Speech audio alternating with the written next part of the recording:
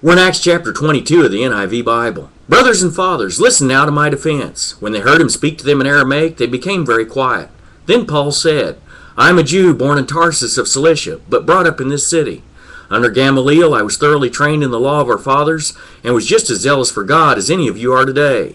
I persecuted the followers of this way to their death, arresting both men and women and throwing them into prison, as also the high priest and all the council can testify. I even obtained letters from them to their brothers in Damascus, and went there to bring these people as prisoners to Jerusalem to be punished. About noon, as I came near Damascus, suddenly a bright light from heaven flashed around me. I fell to the ground and heard a voice say to me, Saul, Saul, why do you persecute me? Who are you, Lord? I asked. I am Jesus of Nazareth, whom you are persecuting, he replied. My companions saw the light, but they did not understand the voice of him who was speaking to me. What shall I do, Lord? I asked. Get up, the Lord said, and go into Damascus. There you will be told all that you have been assigned to do. My companions led me by the hand into Damascus, because the brilliance of the light had blinded me.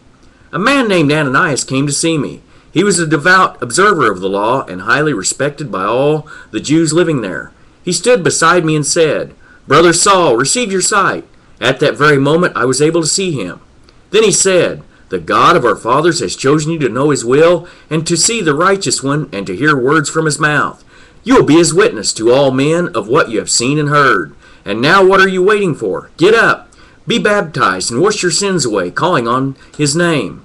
When I returned to Jerusalem and was praying at the temple, I fell into a trance and saw the Lord speaking. Quick, he said to me, leave Jerusalem immediately, because they will not accept your testimony about me. Lord, I replied, these men know that I went from one synagogue to another to imprison and beat those who believe in you. And when the blood of your martyr Stephen was shed, I stood there giving my approval and guarding the clothes of those who were killing him.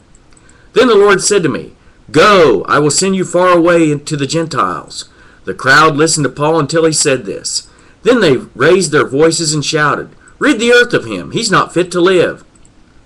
As they were shouting and throwing off their cloaks and flinging dust into the air, the commander ordered Paul to be taken into the barracks. He directed that he be flogged and questioned in order to find out why the people were shouting at him like this. As they stretched him out to flog him, Paul said to the centurion standing there, Is it legal for you to flog a Roman citizen who hasn't even been found guilty? When the centurion heard this, he went to the commander and reported it. What are you going to do? He asked. This man is a Roman citizen. The commander went to Paul and asked, Tell me, are you a Roman citizen? Yes, I am, he answered. Then the commander said, I had to pay a big price for my citizenship. But I was born a citizen, Paul replied. Those who were about to question him withdrew immediately.